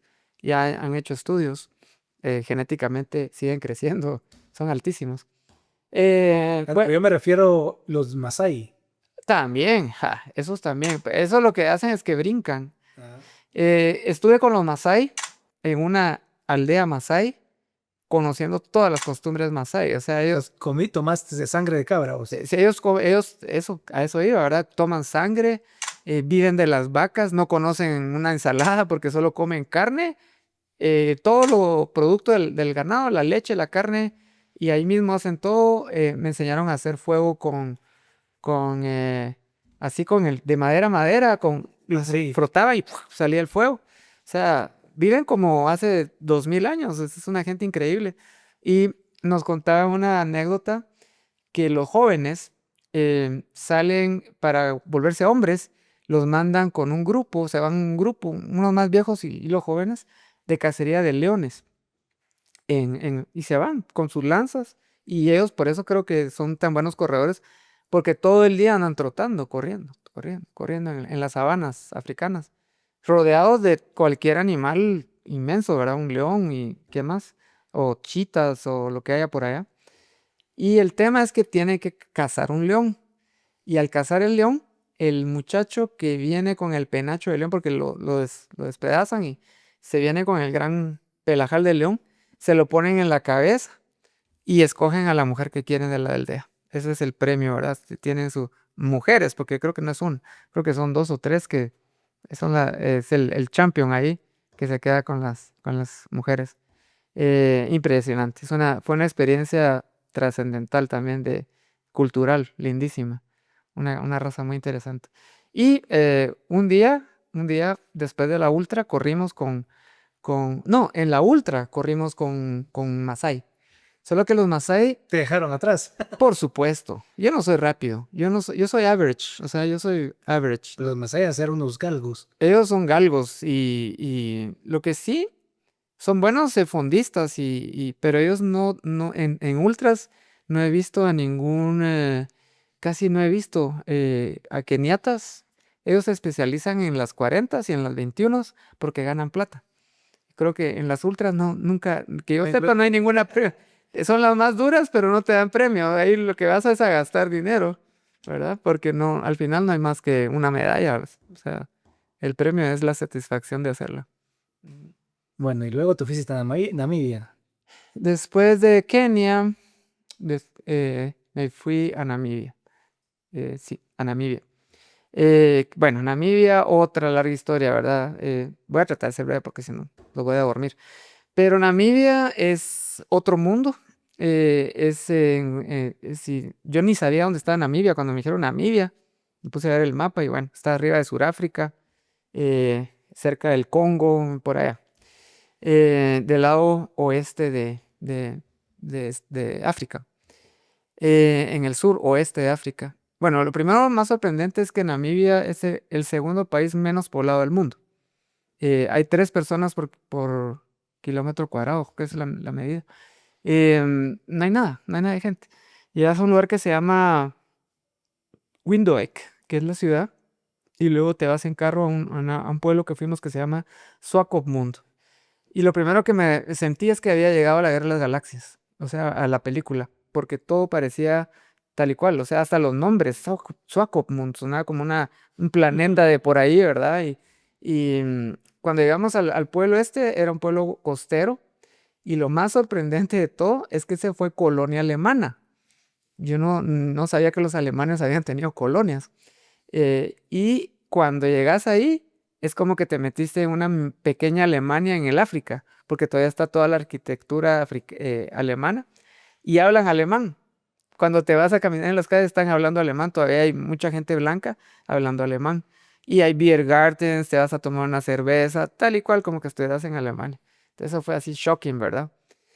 Pero de ahí la carrera nos dirigimos al norte y está la playa o la línea costera, el parque nacional más grande del mundo, que son 1200 kilómetros de playa deshabitada. Y te vas hasta Skeleton Coast, que está en el norte, y a los desiertos donde están las dunas más grandes del mundo. Hay dunas de 300 metros de altura. Y cuando estás ahí, sí sentís que no hay nada. Ahí sí corríamos decenas de kilómetros sin ver absolutamente a nadie, ¿verdad? En la arena. Ahí sí fue mucha arena. Y la anécdota que cuento de ahí fue el día más cálido que he corrido. Primero nos fuimos por la costa de Skeleton Coast, le llaman porque esa área se nubla mucho. Dicen que hay como 1000 barcos encallados o en toda esa, por eso le llaman Skeleton Coast. Todavía ves ahí las estructuras de los barcos. Y los primeros exploradores portugueses le llamaban la puerta del infierno, porque el que encallaba ahí se moría. No tenías a dónde ir, nada de recursos de nada, solo la muerte, ahí estaba. Pero bueno, nos fuimos por esa costa, lo que sí había eran seals, ¿qué son seals? Eran focas. Miles de focas en la orilla del mar y tiburones, ¿verdad? Ahí andan los tiburones comiéndoselas. Y de ahí te meten al desierto. Corrimos tal vez 80 kilómetros de playa y luego nos meten al desierto más malvado del mundo. Y ahí sí sufrí mucho esa carrera, sí la sufrí demasiado. Fue durísima. Más que Tacama. Más que Atacama. Me costó más que Atacama por el calor. ¿Cuánto llegamos a 56 grados un día. Ese día tengo la foto, porque tengo una foto por ahí, y se hizo un como torbellino, pero grande. Parecía como un twister, ¿verdad? De los que andan en Oklahoma, de arena, así. Y el aire sentías como que tenías una cosa para el pelo, para secar pelo, una secadora de pelo, ponela en suavecito, pero en caliente, ¿verdad? Y sentía, eso se sentía, sentías el aire calientísimo, ¿va? Y nada de sombra, o sea, esas carreras no hay sombras, no hay un arbolito, no hay alguien que te esté dando agüita y un bananito, o sea, ahí tenías que aguantarla, ¿verdad? Entonces esa carrera sí fue brutal, fue muy, muy dura. Se acaba la comida y ya está caliente. Todo, todo estaba, era impresionante, o sea, no te podías sentar. Eso era una cosa que recuerdo. Íbamos corriendo y había gente que ya no aguantaba y se acucliaban o ponían la mochila porque no te podías sentar en el suelo. Era demasiado el calor, ¿verdad? Era muy, muy caliente. Eh, Tal vez una anécdota de ahí más es la gente que vive ahí, porque hay gente que vive ahí. Es una tribu que se llama los Jimba, Himba. Y los Jimba milenariamente ya saben cómo vivir en el desierto. ¿Comen focas o qué? No, ellos viven más adentro, cerca ya de las fronteras donde hay animales. Hay antílopes, hay leones, hay chacales, hay hienas y comen, no sé qué comen, pero ahí sí viven, ¿verdad? Te voy a enseñar también una foto que tengo porque hacen unas casas que son de lobo. Sí, eh, ya sé cuáles son. ajá, y ellos se echan lodo encima como una protección del sol. Y viven desnudos, viven como que increíble, o sea, Tal como llegaron al mundo. solo con taparrabos, ¿verdad? Pero ahí viven y la cultura es rarísima, es otra onda. Nunca se bañan, tienen el pelo lleno de lodo y es que no hay agua. Viven con poquitos de agua, ¿verdad? No sé dónde lo consiguen, pero me quedó la tarea de investigar más de ellos porque sí es fascinante esas tribus. Esa fue otra de las aventuras y ya vamos llegando casi a las tres últimas. Luego te veniste. Luego, la última fue la Antártida. Dijiste, fuiste primero a China. ¿Es el lugar de China, el Gobi? Sí, bueno, después de esta viene la tercera del reto, que era Gobi Desert en Mongolia. Una belleza el lugar. ¿Ya fuiste? No, Es está impres- entre mis, eh, en mis Debes bucket ir. list. Ese es el país de menos densidad poblacional del mundo, después Namibia. de Namibia.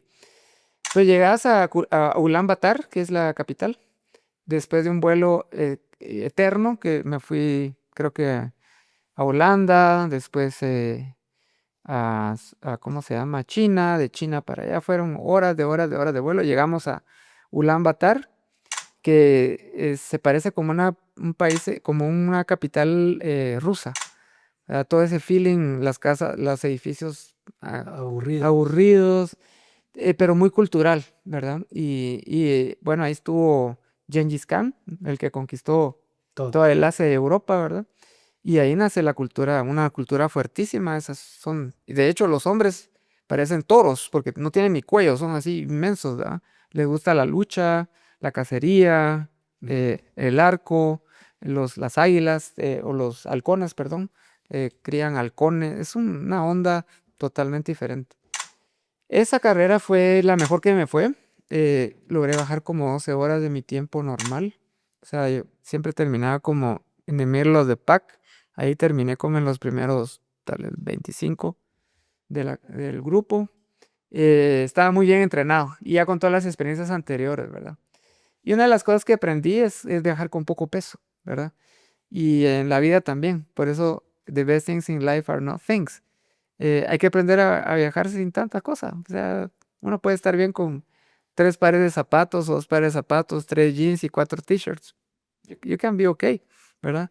Pero esa ambición y esa comercialización que tenemos que todo el tiempo nos está Boom. vendiendo más y más y más y más, ¿verdad?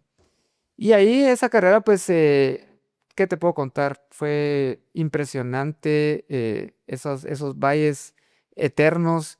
em, ahí hubo un caso muy serio tuvimos un flood cuando estábamos corriendo. Desierto, pero hubo flood por todo el cambio climático. El penúltimo día nos llovió como nunca, dice la gente de ahí que casi nunca habían visto una lluvia así. Y vos corriente. Y nosotros corriendo, pero nosotros teníamos unas banderas, tenemos siempre unas banderas que seguir y el agua se las comenzó a llevar A la madre. de noche, porque era el día largo, el día de los 85 kilómetros.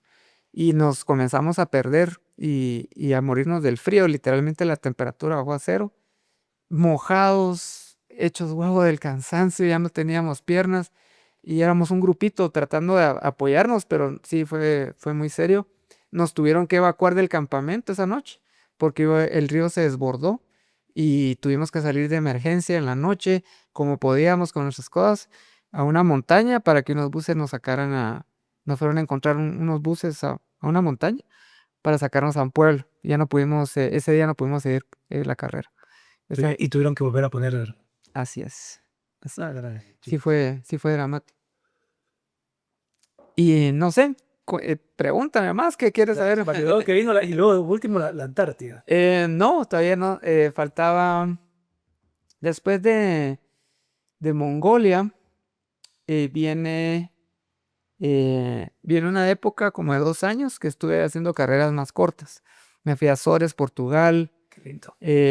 Me fui a carreras aquí en Guatemala, hice unas ultras acá, corrí los volcanes, unas carreras de volcanes que no las había hecho, y seguí entrenando y finalmente vino el Antártida. ¿Cuánto dinero te costó la Antártida? Es cara, esa fue la más cara, tuve que vender algunas cosas para pagar. Solo ir a la Antártida es carísimo. La carrera, con todo el barco, la carrera, todo el soporte, $12,000. Es caro. Más el pasaje. Más los pasajes a Argentina y todo. $15,000. Sí, era un proyecto de $15,000 aproximadamente. Esa fue, de hecho, ahí sí que creo que fue mi papá desde el cielo, ¿verdad? Porque eh, él me había dejado un terreno y nunca lo lograba vender y todo. Y un día me ofrecieron, eh, pues valía mucho más que los $15,000, pues, pero lo vendí y agarré parte de la venta. Me dijo mi hermano, si es tu onda, andate. Pero le decía, pero es que me siento así como, mejor lo debería invertir en otro terreno. Al final sí lo invertí, pero de ahí salió la plata y sentí como que fue muy así, hablando de los planetas, ¿verdad? Como que algo sucedió que ahí salió el dinero en ese momento, entre otras cosas, ¿verdad? Tenía ahorros y una combinación de cosas. Pero esa carrera se canceló 2 veces porque era en el 2020, se canceló. 2021 se canceló, la hicimos hasta el ¿Y 2022 se canceló por qué? por el COVID. Ah, sí, por el COVID. Sí. Va, entonces fuiste y agarraste, ¿a dónde llegaste? ¿Argentina me dijiste? ¿De dónde? Bueno, ahí ya cerrando mi ciclo de historias, ¿verdad? Esa fue, me fui de aquí a Ushuaia, que es la parte más sur del mundo, de la ciudad más sur del mundo. Lindísimo lugar, por cierto, es mágico. Y era mi séptimo continente, ya había estado en todos los continentes. Ya había estado en América, en Sudamérica, en Oceanía, Asia, África, Norteamérica, me faltaba Antártica. Y entonces para mí era como el Everest, ¿verdad? El final del sueño de niño de 9 años, ¿verdad? Y entonces llegué a Ushuaia, ahí estuve unos días aclimatándome y todo, y de ahí tomamos un barco. Son como 2,000 kilómetros de mar, creo que ahí sí ya fuiste, ¿verdad? El pasaje Drake. Aquí abajo les voy a dejar el video del pasaje Drake, porque nos va a costar para que miren que no es tan así nomás lo que pasó con él en el pasaje Drake. Sí, bueno, hablemos de Drake. Drake es el pasaje marítimo más violento del mundo. Se desarrollan olas de 30 a 40 metros y no son mentiras porque yo viví esa experiencia. Vientos huracanados de hasta 90, 100 kilómetros por hora, porque no hay nada que los pare, no hay tierra en medio, estás en un lugar donde no hay nada y esa es la colusión de dos océanos. Entonces las corrientes marinas son salvajes y hay aguas más cálidas que otras y se hacen unas cosas espantosas. Le llaman el Drake Lake cuando el mar está calmado, relativamente calmado. Cuando decís calmado, estas que son olas de 5 metros. Ahora, de ida no nos fue mal. Y la carrera consistía en la única ultramaratón en el mundo que se hace en Antártica. Es la única que existe. Y nos llevan a unas islas, vamos así hopping van saltando diferentes islas. Entonces la primera que nos tiran era una isla, cancelaron la primera porque había ventisca, bajó la temperatura a -20 y tuvimos que cancelarla y al siguiente día sí nos tiraron afuera. Pues nuestro barco iba buscando, ya tenían obviamente programadas diferentes islas. Al llegar al territorio ya cercano a las islas, nos preparamos con nuestro equipo. Nuestro equipo era un equipo especial térmico, llevábamos nuestros goggles especiales para la nieve, que por cierto, si no los usas, se te pueden congelar las córneas de los ojos, entonces es bien delicado, no te puedes bajar solo con unos lentes X, ¿verdad? Y para llegar a las islas de donde íbamos a correr, nos bajábamos en unos llamados Zodiacs, que son unos botes de hule especiales que tienen motor y te llevan al lugar. Atravesando del barco ahí, tenía la oportunidad de ver orcas ahí cerca, ballenas por allá, y la impresión de llegar a esas islas era increíble porque mientras ibas llegando veías los pingüinos, veías seals, ¿verdad? Ahí tirados en las orillas, y era como llegar a otro mundo, ¿verdad? Ya una vez en la isla, dejábamos nuestro equipo, era mandatorio siempre llevar un sleeping especial para bajas temperaturas, y equipo para la posibilidad de pasar la noche, porque en Antártida de un momento a otro, literalmente en media hora, el clima puede cambiar radicalmente. Puedes tener un día tranquilo y de repente viene una ventisca, de repente viene nieve, viene sleet, le llama, que es una nieve húmeda, y de hecho nos pasó el primer día. Cuando llegamos, íbamos a desembarcar y cancelaron porque estaba muy, muy duro el clima. Y luego al siguiente día, bueno, a la siguiente madrugada, porque nos levantaron a las 3 de la mañana y nos dijeron, ahora es el momento. Acordémonos que en Antártida, en verano, todo el día es día, hay luz, porque ahí pega el sol todo el día. Entonces a las 3 de la mañana nos levantaron y vámonos, ¿verdad? Y volviendo al tema, pues cuando llegamos, dejamos nuestro equipo ahí listo y comenzamos a correr. Em, Ese primer día nos agarró una tormenta y nos explicaban de que si el viento superaba los 30 kilómetros por hora, ya los Zodiacs no nos podían regresar o no nos podían ir a traer, porque los Zodiacs nos dejaban y se iban de regreso al barco. No nos podían venir a traer y teníamos que pasar la noche ahí a la intemperie, en Antártida. La noche entre comidas, porque era luz, ¿verdad? Pero con una ventisca que te podía sepultar de nieve, unos 3 4 pies de nieve en una noche, ¿verdad? Cuando pega fuerte. Ese día estábamos ya terminando el ciclo de ese día, cuando se vino precisamente una ventisca, y tenemos monitores, o sea, voluntarios que están en diferentes puntos, y comenzaron a avisar que nos teníamos que regresar al campamento para abordar los Zodiacs de inmediato. Entonces salimos, bueno, comenzamos a cerrar porque no podíamos regresarnos así por donde quisiéramos. Teníamos que regresarnos por la ruta exacta donde estaba marcada la ruta de la corrida, porque si te sales de la ruta están lo que le llaman los crevasses, o unas grandes grietas que no se ven. Vas caminando y te vas en una grieta y pueden haber 30, 40 metros de caída, Y adiós. y ahí se acabó todo. Entonces teníamos que respetar la ruta exacta. Y cuando nos avisaron que teníamos que volver, pues todo le metimos con todo, ya cansados porque ya habíamos corrido 8 horas tal vez, o 9, y logramos regresar a campamento. Y ya nos estaban diciendo, y como no caíamos todos en los días que habían, estábamos esperando nuestros turnos. Entonces los primeros que se fueron, pues sí, llegaron, pero los que nos quedamos de último, estábamos todavía con la posibilidad de quedarnos a pasar la tormenta ahí. Menos mal logramos regresar al barco, pero esa fue nuestra primera experiencia en la Antártida, el primer día de carrera. ¿Y qué sentiste cuando viste la Antártida? Se siente como llegar a otro planeta, literalmente. Los sonidos, las visuales, no hay humanos, ¿verdad? No existen humanos. Sí, hay algunos campamentos esparcidos en Antártida, pero el paisaje blanco, el silencio que hay, pero es un silencio raro, porque no es un silencio muerto como en el desierto, por ejemplo. Ese silencio, se oye el crack del hielo, se oye el viento, hay pájaros, ¿verdad? Están albatros, están los seals, están los pingüinos que hacen ruido. Entonces hay sonidos, ¿verdad? Extraños. Las ballenas se ve cuando respiran, cuando aspiran y sacan todo digamos, la respiración.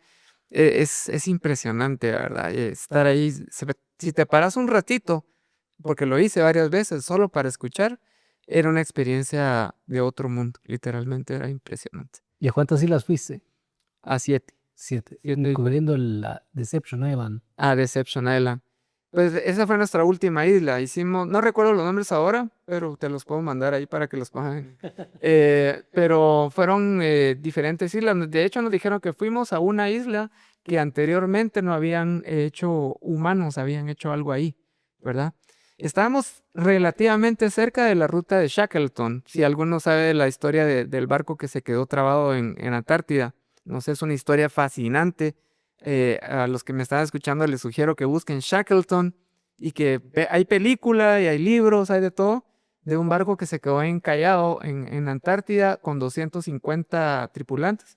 Y de milagro, estamos hablando de 1800 o 1900, todavía era barco de madera, lograron salir vivos todos. La historia no se la voy a contar, que si no me paso media hora hablándola, pero es fascinante. Pues estamos en esas rutas. Y esta isla nos dijeron, aquí es primeros humanos que van a estar haciendo algo como esto. Entonces tengo el placer o la fortuna de haber estado en un lugar donde posiblemente no habían habido humanos realizando este tipo de actividades. La última isla se llama Deception Island, y creo que tuviste la oportunidad de conocer. Es una isla, es un volcán, realmente, es un cráter, ¿verdad? Es un volcán. Y lo curioso de la isla es que hay áreas donde la nieve se derrite porque es caliente la tierra. Entonces se ve la parte negra volcánica y ves la nieve en las áreas donde ya no está tan caliente. Obviamente no corrimos en lo más caliente, pero la ruta nos llevaba alrededor de este cráter y estas áreas volcánicas. Y sí, era impresionante, era otra experiencia diferente, ¿verdad? Porque ahí sí precisamente podías correr. En la nieve realmente no puedes correr. Nuestro esfuerzo era caminar, correr como podíamos. En los días de ventisca y de nieve, Eso es más cansado todavía. excesivamente cansado, porque estás con la nieve hasta la rodilla o más, ¿verdad? Había momentos en que nos caíamos, gateábamos, nos volvíamos a levantar, especialmente en la primera etapa, cuando la nieve todavía estaba muy floja. Y como habían circuitos, a veces se pasaba 2 o 3 veces en el mismo circuito. Entonces, ya en el segundo circuito ya estaba más apelmazada la nieve. Pero la primera pasada era terrible. Tengo fotos ahí que te compartí, donde puedes ver que nos llega la nieve casi a la cintura en algunos momentos.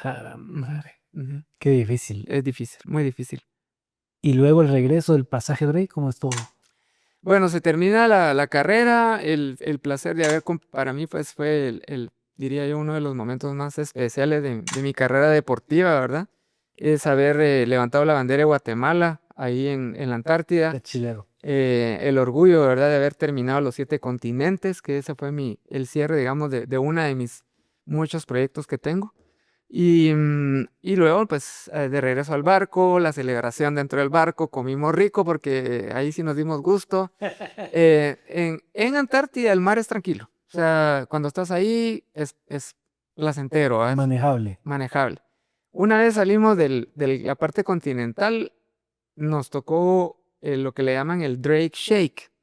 En el Drake Passage, que es como les decía, el lugar más salvaje del mundo marítimo, por olas de hasta 30 metros, se han reportado olas inmensas, vientos huracanados de 40 50 kilómetros por hora.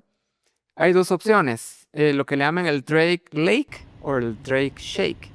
El Drake Lake es, si tenés suerte, vas a pasar un mar que va a estar sin olas de 5 o 10 metros, que ya es bastante. Si te toca el Drake Shake, prepárate, porque esa es una experiencia, para mí fue horrible. Yo llevaba patch, unas cosas que te pones atrás del cuello para que no te marees, Dramamine para no marearse, nada me funcionó. Me tiró a la cama literalmente por los 2 y pico de días, casi 3 días de travesía, son 1000 kilómetros de mar abierto. No podía levantarme, no podía comer, no podía nada. Solo tomaba sorbos de agua y mi roommate, porque tenía un roommate brasileño, me llevaba pedacitos de pan, literalmente pedacitos de pan. No podía ni comer nada, ni nada. Entonces estuve muy, muy mal. En ayuno. En ayuno obligado, pero lo que recuerdo es como estar en una lavadora, adentro de una lavadora.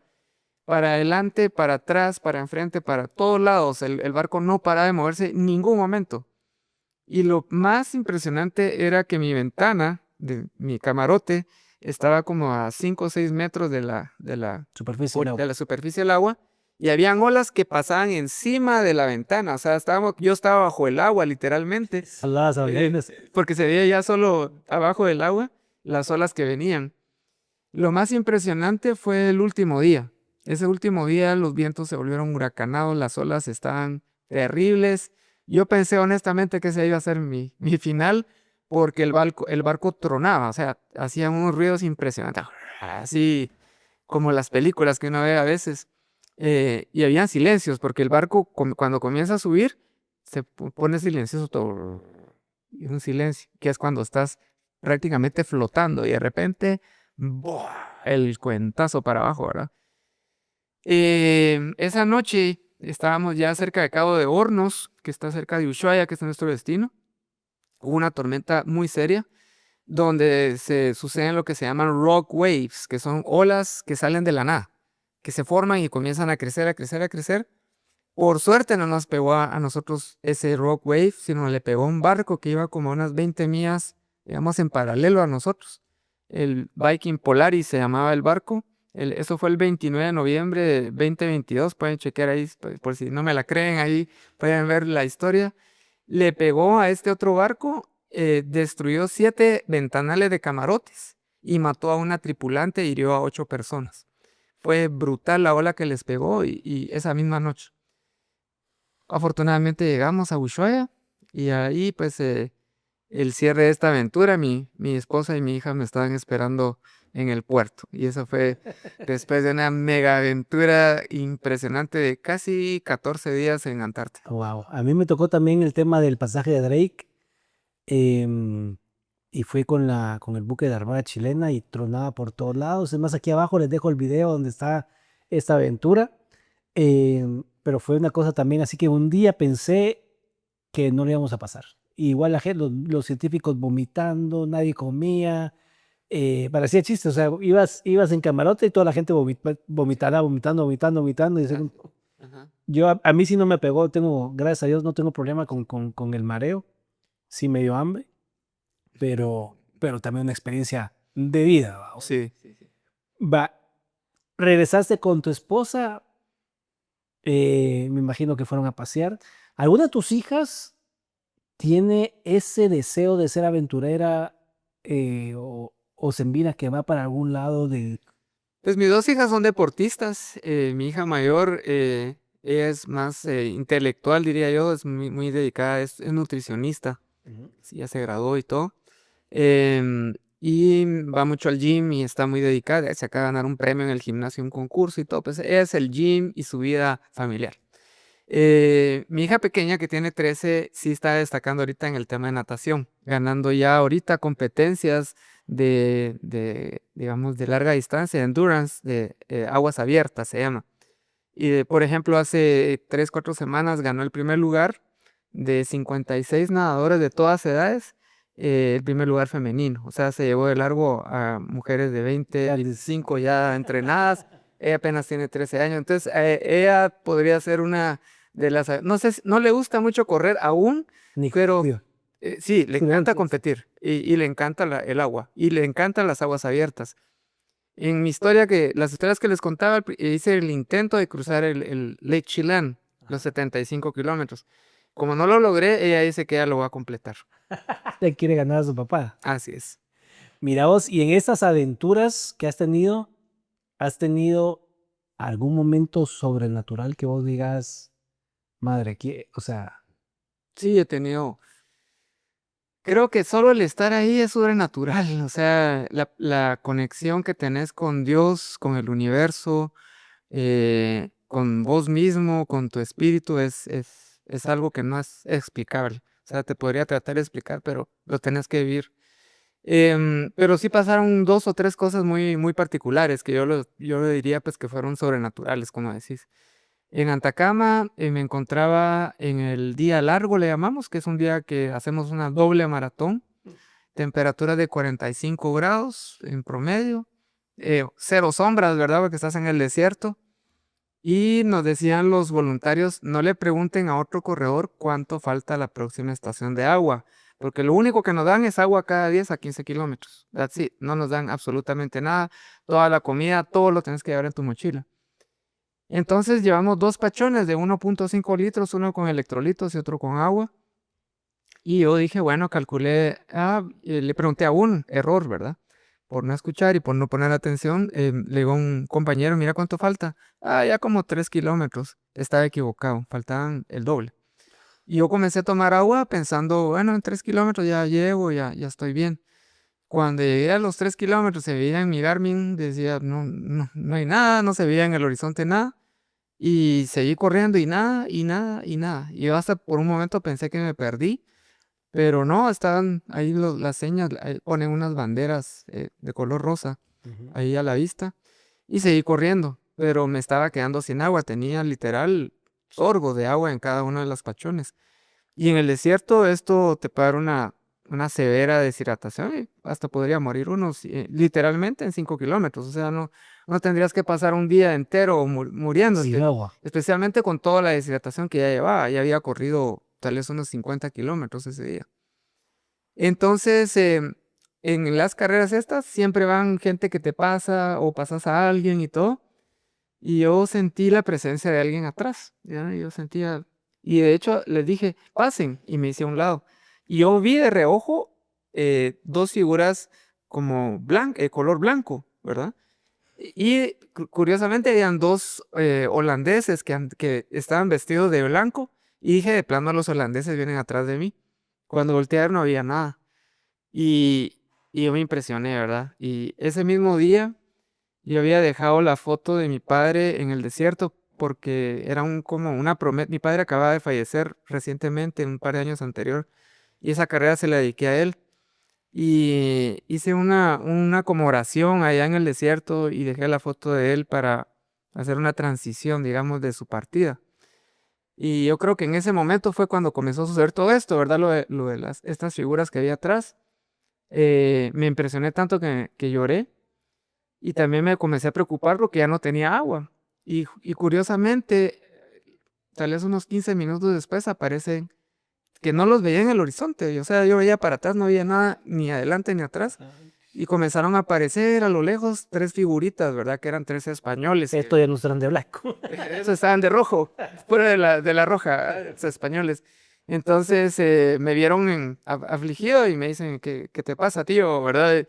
No, que no tengo agua. Pues hombre, toma un poco. Y me compartieron de la poca agua que ellos tenían, porque todos siempre llevábamos lo justo. Y gracias a ellos logré llegar a la próxima estación. Pero fue un momento realmente especial, ese momento. ¿Crees que Dios te salvó y no? Yo creo que sí, yo creo que ángeles, Dios, algo pasó sobrenatural en ese momento y sí sentí algo totalmente diferente. Otra cosa que me pasaba mucho, que creo que también era espiritual y que creo que le pasa a muchos corredores de endurance, es que te despojas de tu cuerpo. Y hay momentos que vos ves a tu cuerpo allá corriendo, pero vos estás acá, ¿verdad? Y esos son los momentos de un break mental. Ya tu cuerpo ya no da y todo, pero uno siente como que se despojó el cuerpo y el cuerpo va ahí y tu espíritu, tu mente están a otra dimensión. Eso me pasó también muchas veces, especialmente en los desiertos, ¿verdad? Wow. Mira, y con esto, digamos, yo vi que también tienes un crédito social, Amigos de la Aldea. Ujú. ¿De qué se trata ese proyecto? Pues mira, yo tuve la fortuna de ser becado en la universidad. Y si no fuera por eso, no sé a dónde hubiera parado en el tema de trabajos y todo, porque me abrieron unas puertas que no veía. Y me siento muy afortunado, muy bendecido fue Dios que abrió esa oportunidad para mí. Y siento siempre la necesidad de pagar de regreso. Y una de las maneras que hice en 2005 más o menos es empezar a trabajar en comunidades rurales en Alta Verapaz, que es donde yo vengo. Y en una montaña en Sierra de las Minas, un pueblo que se llama Santa Cruz Baja Verapaz, comencé un proyecto con mi esposa, bueno, en ese tiempo era mi novia, y con un amigo de Arkansas hicimos un proyecto de ver cómo ayudamos a esa comunidad. Hemos hecho muchos proyectos, pero el más fructífero ha sido un tema de educación. Hemos educado desde 2009 hasta la fecha alrededor de 1.500 niños y niñas, tanto ahí en Santa Cruz, que luego nos movimos a Jalapa, que es donde estamos actualmente. Ahí estamos ayudando a 120 niñas en un hogar en Jalapa, y lo que hacemos es dar becas. Y hemos trabajado con becas en el área rural, que es donde nadie llega, ¿verdad? Vamos a Siem- poner igual aquí la información abajo por si quieren unirse y donar y todo. Claro, es Amigos de la Aldea, es una ONG. Hemos siempre trabajado con diferentes alianzas, gente que nos ha apoyado, y ahí estamos trabajando. De hecho, ahorita acaba de venir un grupo hace 3 semanas de Washington State, Ujú. un grupo de estudiantes de high school, a trabajar y hacer una biblioteca. De hecho, ahorita estamos haciendo un fundraising o ¿qué diría? Book raising, porque queremos conseguir libros. Que tenemos la biblioteca, pero tenemos pocos libros para niños, ¿verdad? Niñas. Son 120 niñas. Ese proyecto está ahorita en este momento, así que quien quiera donar libros, bienvenido. Y todo siempre estuve trabajando. Una cosa que tal vez quiero mencionar es que siempre, a todo lo que estás oyendo, siempre estuve trabajando. No me dedico solo a correr, ¿verdad? Es una de mis pasiones, pero siempre he estado muy interesado en ser el proveedor de la casa, en llevar el pan a la mesa, en tener la plata para hacer estas aventuras.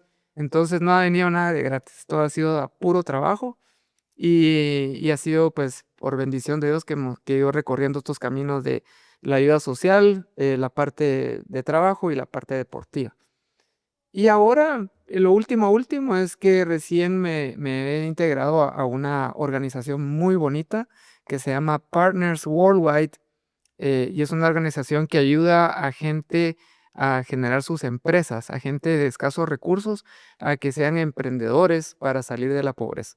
Ese es el core de la misión. Claro. Es cristiana, es faith-based cristiana, y trabajamos en 34 países del mundo. El área que yo trabajo es Centroamérica y Caribe. ¿Y Es- cuál es el objetivo? El objetivo central es bendecir a las personas a través de la generación de negocios y empleos para que salgan de la pobreza. Ese es el core, digamos, Ujú. de la misión. Y es muy exitosa, ¿verdad? Pero ¿Cuál es la historia? es una organización muy exitosa, ha crecido mucho, Buenísimo. y la vamos a crecer más. Buenísimo. Igual va aquí todo abajo, todo va toda esa información porque está súper interesante. ¿Qué viene para vos? ¿Cuáles son tus proyectos a largo o mediano plazo? Pues mira, mi proyecto anterior era desiertos, y me siguen fascinando los desiertos, y espero seguir corriendo algunas ultras de desiertos. De hecho, ojalá que vengan más. Pero un proyecto recién que me he puesto en la mente es correr islas del mundo. No tengo un número ahorita, pero ya voy a calcular cuántas podría efectivamente hacer en la próxima década. Ya llevo varias islas, entonces las voy a tomar en cuenta gracias a tu comentario que me hiciste ahí fuera de canal. Porque ya llevo pues las islas esas de Antártida, hice Azores, Portugal, he hecho Kauai. Kauai es una isla de la cadena de Hawái. Ahorita en mayo voy a correr 2 islas en Malasia. Una se llama Tioman y la otra se llama Perhentian. 2 islas que en tu vida creo yo que habías sabido, o casi nadie las escucha porque son perdidas ahí en el mar, en la península de Malasia. Y tengo el proyecto de seguir corriendo islas. Y uno de mis grandes sueños sería ir a la isla más remota que exista en el planeta y correr en esa isla. Wow. Ujú. ¿Y este año hay alguna carrera? Sí, bueno, esta es una ultra que sí tengo ya programada para septiembre, y es en Grecia.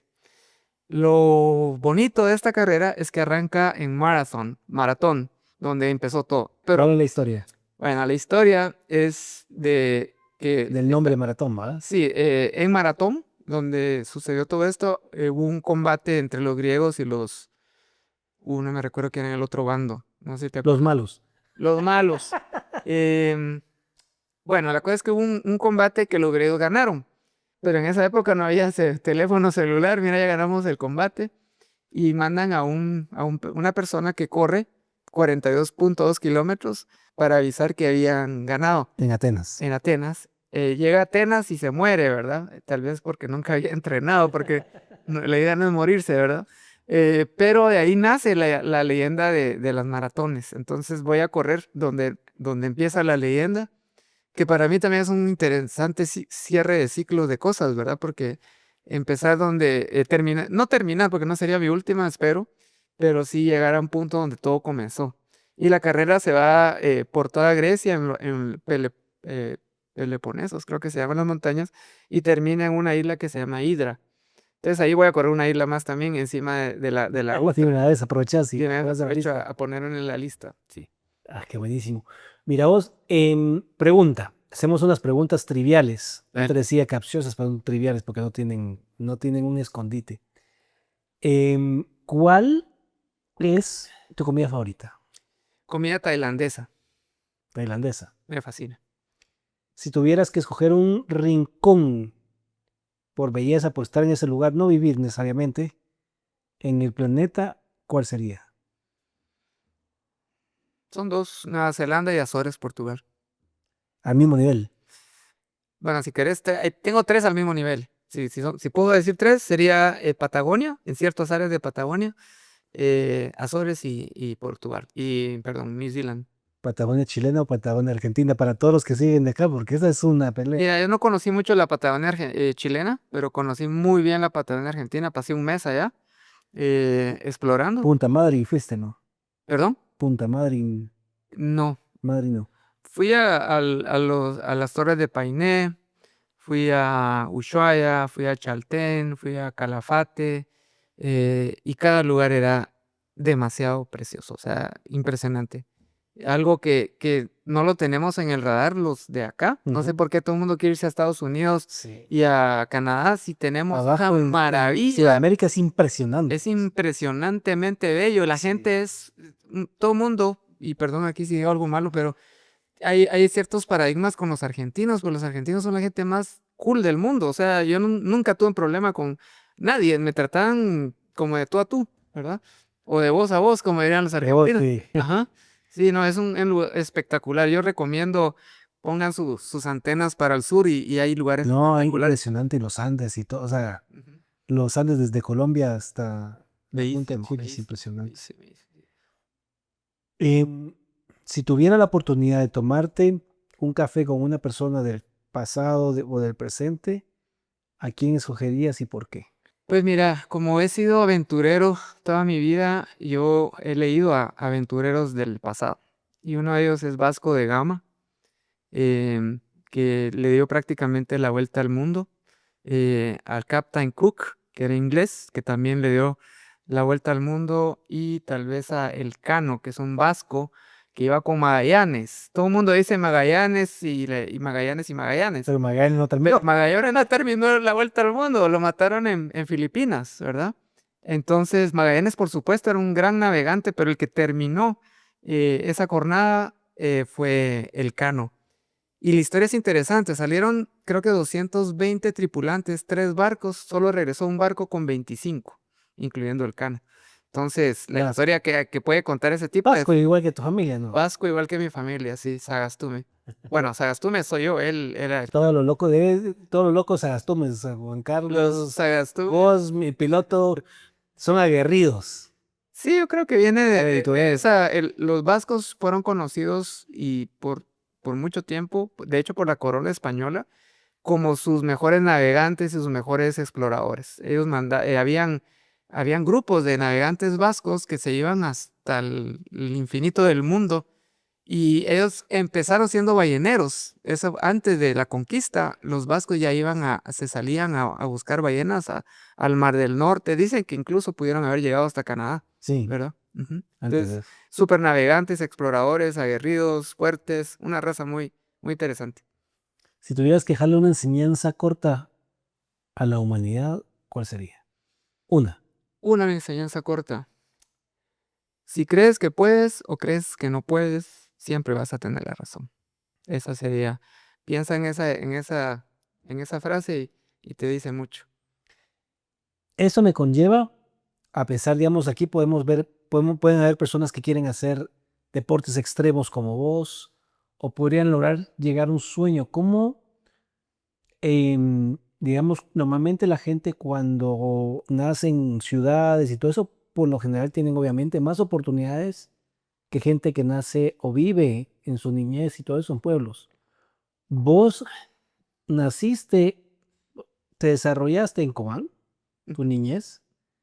Entonces, ¿cómo podés hacer para no poner en excusa el tema de, o sea, cómo haces para el tema de, la gente dice no tengo la plata, no nací en este lugar, no nací en una ciudad como, pues en una ciudad, en un hogar acomodado o de gran plata? Y creo que tu historia es bastante inspiración, pero ¿cómo podrías decirle a alguien que diga, yo puedo hacerlo y llegar a esos niveles de poder conocer 50 países? Primero todo arranca con un sueño, que sea un sueño que te prenda fuego por dentro, ¿verdad? O sea, tiene que ser un sueño que realmente querés, ¿verdad? Eso es el driver, ese es el motor que te va a mover. Pero si te quedas en el sueño, no pasó nada. Lo segundo que viene es la disciplina. La disciplina de establecer un plan, la disciplina de prepararte, la disciplina de ahorrar, la disciplina de hacer todo lo que vas a querer hacer en el tiempo, de poner objetivos en el tiempo para lograr llegar a la gran meta que tenés. Yo no creo en el no. Yo no vengo de una familia ultra rica, clase media. Vivía en la zona 5 cuando era adolescente, o sea, no me pueden decir de que vengo de la zona X o Y de Guatemala y familia X o Y, no. Me desarrollé en un ambiente muy, muy average, digamos, de Guatemala, muy promedio. Entonces, pero siempre, a veces me preguntan cuál es la diferencia. Yo soy una persona totalmente normal, average, promedio. Lo único que tengo son sueños que no son promedio. Ahí está la diferencia. Si vos tenés sueños que se salen y esa es la invitación, a que tengas sueños grandes, pelea por el sueño. No llegan rápido. O sea, llegar a Antártica me tocó 20 años de trabajo, de estar dándole, dándole, dándole, y 20 años. O sea, ponerte a pensar todo lo que hay atrás, ¿verdad? Entonces, no hay excusas, no hay excusas que no soy. Yo no soy, por ejemplo, yo no soy ni siquiera tan alto, ¿verdad? Para ser corredor, ¿verdad? Yo cuando corría a la par de los holandeses le llegaba a la cintura. Los zancadreos son Pero, caído, un cabal, pero la persistencia, el deseo de terminar era tan fuerte que terminaba mejor a veces que muchos de los que me sacaban saber que de altura, ¿verdad? Entonces nunca le he visto el no a nada. O sea, le he visto el no para mí es un reto. O sea, ok, no por acá, pero por aquí sí, o por allá sí, o por arriba, por abajo, pero de alguna manera se puede lograr las cosas. Entonces eso, y desde la última sería la resiliencia, saber caer y levantarte. Porque vas a encontrarte, te vas a dar en la cara un montón de veces. O sea, que te cancelan, que tienes te lastimaste una pierna, que te enfermaste, que cualquier cosa puede pasar. Pero no es lo que está afuera lo que te debe mandar, sino la actitud de lo que enfrentas. ¿Cómo recibís los retos? Esa es la diferencia, ¿verdad? Ahí está todo. Vos, muchísimas gracias. Creo que esto fue bastante edificante para todos nosotros. Deseo lo mejor, que Dios siga iluminando y te dé muchísimas metas más y muchísimos logros más, y que dupliques los países visitados, recorridos, y que llegues a un chorro de islas. Comenten cuál fue su parte favorita. Aquí va a estar abajo la información. Denle like para poder también mostrar esta historia inspiradora a muchas otras personas. Compártala. Eso nos apoya para seguir generando contenido. Y de nuevo, muchísimas gracias por tu visita, por tus enseñanzas. Dios me los bendiga y nos vemos en el siguiente programa de Sin Filtros con Sergio Izquierdo. Hasta la próxima. Muy bien.